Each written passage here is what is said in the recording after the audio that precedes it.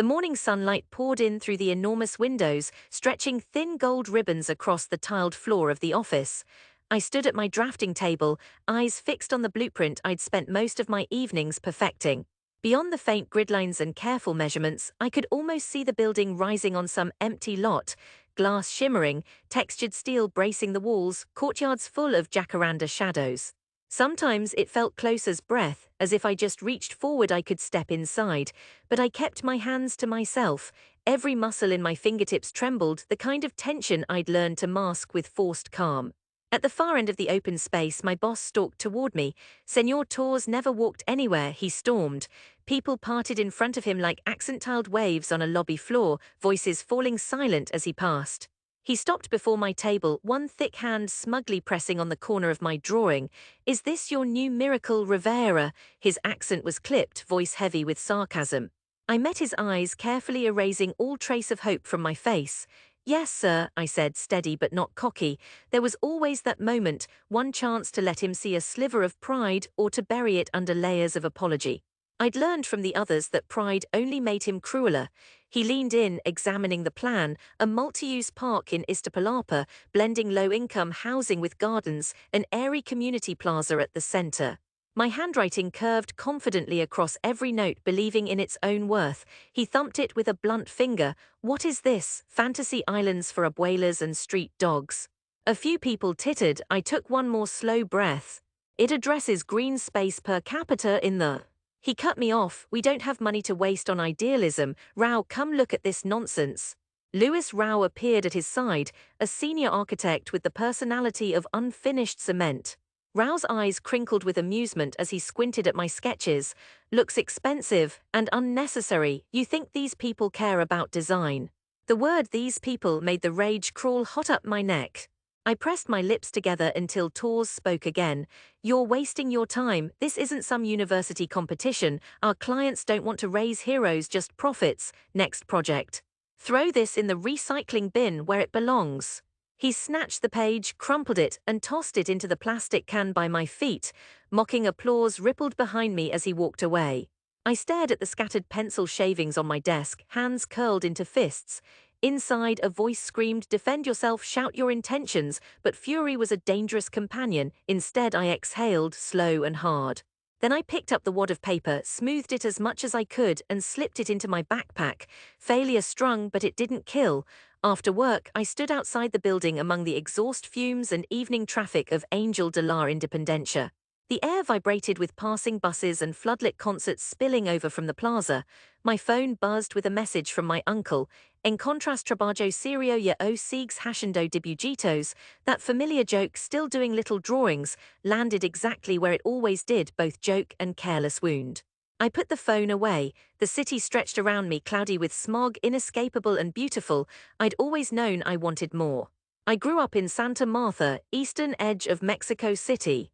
Back then, houses were concrete blocks and raw rebar, unfinished buildings with hand-painted numbers and melody of sellers' trucks weaving through the narrow streets. My mother scrubbed hotel bathrooms, and my father mixed cement for contractors. They wanted me to wear white shirts, work indoors, do better, but when I said architecture, my parents only half understood. They nodded, relieved I wouldn't end up in construction like them. But extended family, neighbors, all of them, they laughed. "Why not a real profession? Medico, contador, something with future." My cousins snickered at my sketches. Tia Gloria's husband declared, "Who from here ever builds anything except walls?" My little brother watched cartoons while I shaped buildings from Lego bricks, using a notebook for designs nobody would ever see. Still, I studied by lamplight, aced my entrance exam, and rode the metro 2 hours each way to the Instituto Politecnico. I hustled, made coffee for professors, and entered competitions. I believed I could prove them wrong.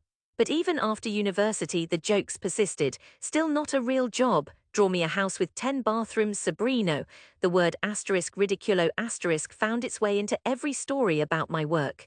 My successes, they were always muted, mocked as luck or lies when I brought home certificates or bonuses.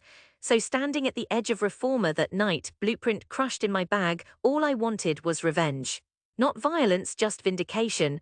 I imagined building something so glorious, so tangible that even the worst skeptic would stand before it dumbstruck, unable to laugh. For years, all I had was rage and restraint. They were keeping me alive, but only barely. The next months blurred. I worked overtime on other people's projects, banks, shopping malls, and performed bland mechanical tasks. Outside hours, I built my portfolio. Slept poorly, lived on cheap tacos, sent out emails to every contest I could find, every city hall, every NGO with a rumors of funding. Mostly there was silence, sometimes polite rejection, sometimes no reply at all. I drank coffee with people who were further along, the rare women and men who'd managed to break out, to build something of their own. From them, I learned the routine indignities. Banks that wouldn't lend, corrupt officials, clients who vanished without paying. Still, most of them told me just survive, survive until your moment.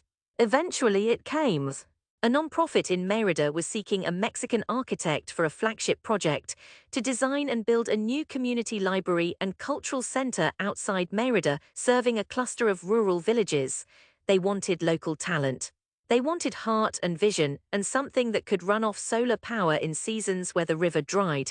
They barely had any money but offered, "If you can bring something beautiful, we'll find the bricks." Maybe nobody else was desperate enough to say yes. I took the job, sleeping in friends' apartments, eating rice and beans, straining every peso. I called in old favors, uncles who knew how to hang drywall, friends who drove trucks, classmates who wrote grants in the evenings. We poured the foundation with our own hands, under the pounding Yucatan sun, working through rains and mud.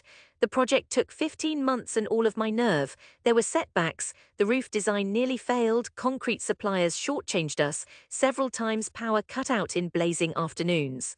At every disaster I thought of Senor Tor's sneer, my cousin's laughter, and the heat of humiliation inflamed my back. But little by little it came to life. When we raised the first walls, the double-ventilated brick, the wide windows, you could see the villagers hesitate, sizing up the stranger with the big plans. I treated them seriously, invited their changes, adapted to their rituals. Sometimes at night I would sit out in the plaza, notebook in hand, eyes burning from fatigue, thinking about my parents working construction in the city. The day we hung the final sign outside the bright orange archway, **Biblioteca Comunitaria Rivera in cut metal letters, I stood shaking with a feeling so raw I almost couldn't breathe. There was music, a line of children clutching new library cards, old women in floral dresses praising the cool air inside. I leaned against a pillar and watched the rooms fill, sanguinely willing myself to feel that this was enough. But in my mind I was already elsewhere, already plotting how I'd bring this proof home. The Mérida project got a write-up in a national magazine. Someone tagged me in a tweet. Inspiring work by local talent. After that, emails came, offers, invitations. A US nonprofit wanted my consultation on affordable housing, an eco-resort group called. I found myself with options, real options for the first time ever. Rao from my old office called. "We would value your collaboration, you're getting known." His voice was stiff with forced politeness. I wanted to say, "Don't you remember tossing my dreams in the trash?" But I stayed calm. "I'm grateful," I said almost sincerely, "but I'm building my own practice now." My new partner, truly a partner, not a boss, invited me to submit for the next big commission in Mexico City. A new urban cultural center set atop an abandoned lot in Santa Martha, my own childhood neighborhood. The municipality needed someone who understood both the corners and the causes of the barrio. I stared at the application for a long time. I visited my parents, sitting at the plastic table in their kitchen. My mother had stopped asking about office jobs. My father, half retired, poked the wall and said, "Will you ever fix this crack?" That time I could smile. Maybe I can do more than that soon. The city accepted my proposal. I worked with local leaders, wrote grants, resubmitted plans after every bureaucratic demand. Construction began the next winter, right after Christmas, and I moved back into my parents' apartment, all I could afford but also all I wanted, at least for now. Uncles stopped by the site with tool belts, not for criticism but for camaraderie. Brothers brought sandwiches. Cousins, at first skeptical, watched the growing skeleton of steel with wide eyes drawn to the project's size, the way neighbors discussed it over tamales. Still, not everyone believed it would last. Tia Gloria's husband walked by the fence, eyebrows raised. "Let's see if it survives the first rain," another neighbor snorted. "Give it 5 years." It'll be a parking lot. Their skepticism was old, worn thin, but it still smoldered like old coal. Every day I worked, I answered questions, I paid the workers on time, I chased down permits. The anger that had powered me before was quieter now, shaped into something more durable than rage. It became patience and precision, and defiance shown only through stone and glass. As the scaffolding went up, a few people's attitudes began to shift. Children from the neighborhood watched from behind the site fence, faces pressed to wire mesh, asking if there would be basketball courts, a skate park, a library. Some mornings, an old woman would bring buñuelos for the team, remembering me as the little Rivera kid always drawing in the street. When the building was finished, the glass glimmering above a planted rooftop garden, textured concrete echoing the old canals, the mural wrapping its northern wall, I called my family and everyone from the neighborhood. This Sunday, come see. That morning, the sunlight fell differently, a golden haze on the awakening barrio, the distant traffic like a reminder of other lives. I walked the unfinished sidewalk, smelling wet cement, feeling the lump in my chest. A crowd gathered in the plaza, my parents, my brothers, Tia Gloria, her husband, several neighbors, old classmates, even Senor Torres smiling thinly, pretending not to remember my name. I pulled the blue canvas sheet from the doors. People gasped. Inside was cool and bright, 2 stories of open atrium, rooms for dance classes, a basketball court, a co-working hub, a small stage for music or lectures. Everywhere, sunlight streamed across smooth floors, broken up by the silhouette of jacaranda branches in the courtyard beyond. Old people shuffled quietly inside, marveling. Teenagers ran straight for the rooftop, racing each other to see the garden, eyes wide.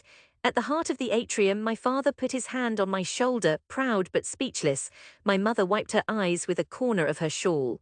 But I watched for Tia Gloria's husband, the most relentless skeptic. He walked the rooms, slow and silent, palms trailing the walls. He looked up at the slanting windows. He stood at the edge of the garden and stared.